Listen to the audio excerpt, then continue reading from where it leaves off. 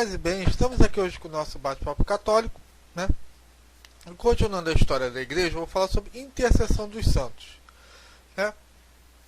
E para esclarecer isso, eu vou pedir, né, citar aqui o Frei Boaventura Kloppenburg, né, que ele é um renomado teólogo brasileiro que fez a obra O Espiritismo no Brasil, Orientação para Católicos.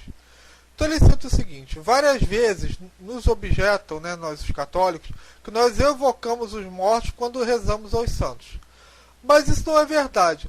Não evocamos, mas sim invocamos os santos. Então dirão os espertos: evocar e invocar são palavras sinônimas. Etimologicamente, pode ser, mas realmente os conceitos são bem diferentes. Quando o espírita evoca um espírito, ele quer que o espírito desça, baixe e se comunique perceptivelmente com a gente. O católico, quando invoca um santo, ele quer que o santo que está diante do trono de Deus não desça à terra, mas que interceda a ele perante Deus. Então não há na devoção católica aos santos nem vestígio de nenhuma mentalidade espírita, né? Portanto, invocar não é a mesma coisa que evocar. A invocação dos santos nada é, né, mais do que pedir a intercessão deles. E essa é a prática católica. Agora, evocar os mortos é a prática espírita, que é inteiramente condenável pela doutrina católica.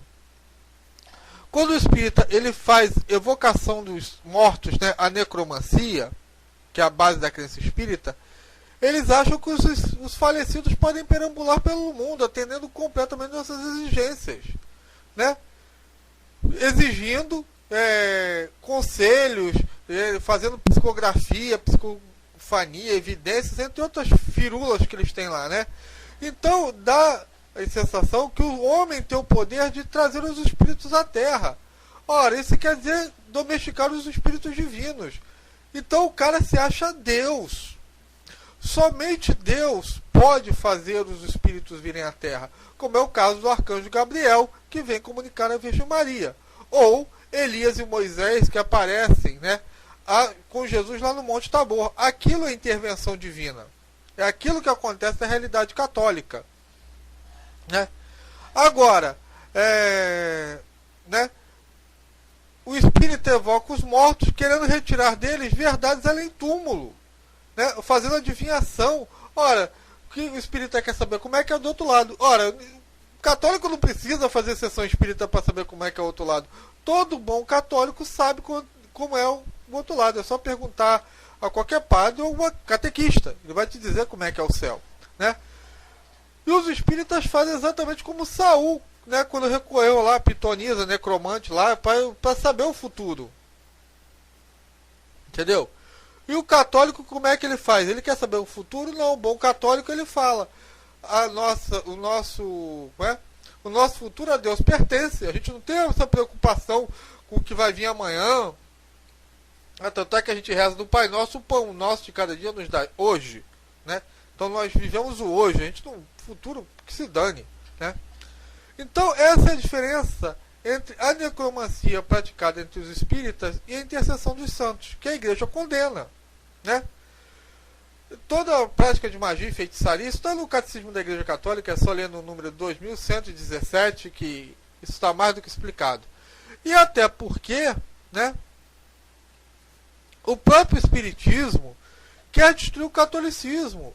O próprio Leon Denis, né, que é um nome exponente do Espiritismo, ele fala isso, né, no seu livro Depois da Morte. Chegará a ocasião em que o catolicismo, seus dogmas e suas práticas serão vagas reminiscências quase apagadas da memória dos homens, como são para nós o paganismo romano e dos escandinavos. Então o Espiritismo ele quer acabar com o cristianismo através do catolicismo, começando pelo catolicismo. O Espiritismo desconsidera todos os outros, né, como alguma coisa que ele tenha que se importar, né, as outras denominações que se dizem cristãs, né? Sobre a intercessão dos santos, né, ela existe desde o começo da igreja primitiva, como diz, né, o famoso, né, historiador, né, protestante John Norman Davidson Kelly. Ele é um dos maiores historiadores protestantes, ele reconhece isso. Ele fala, né, no livro dele que um fenômeno de grande significação no período patrístico foi o surgimento gradual do desenvolvimento da veneração dos santos, mais particularmente da bem-aventurada Virgem Maria. Logo após os cultos dos mártires, os heróis da fé, que os primeiros cristãos afirmavam já estar na presença de Deus, e gloriosos em sua visão. Aí, em primeiro lugar, se tomou forma na preservação das relíquias, depois da celebração anual do seu nascimento. A partir daí foi um pequeno passo, pois já, segundo a crença católica, eles já participavam com Cristo da glória celeste, para que se buscasse nas suas orações, já no terceiro século, se acumulam evidências da presença, da crença no poder da intercessão dos santos. Isso é evidente na história católica. Santo Inácio de Antioquia, já no ano 68, ele já fala: meu espírito que se sacrifica por vós, não somente agora, mas quando chegar a Deus.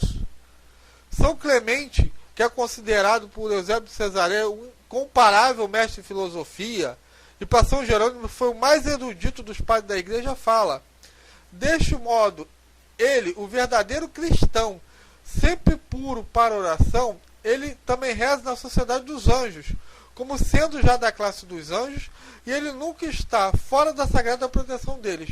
E pensou que resolva sozinho, mas ele tem o coro dos santos permanecendo com ele em oração. São Clemente fala isso.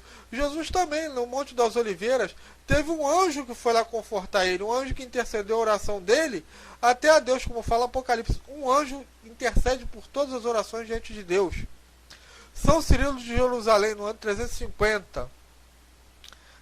Durante a oração eucarística, nos lembramos também daqueles que adormecem antes de nós, primeiros patriarcas, os profetas, os apóstolos e mártires, para que Deus, por meio de suas orações e súplicas, se digne a receber as nossas.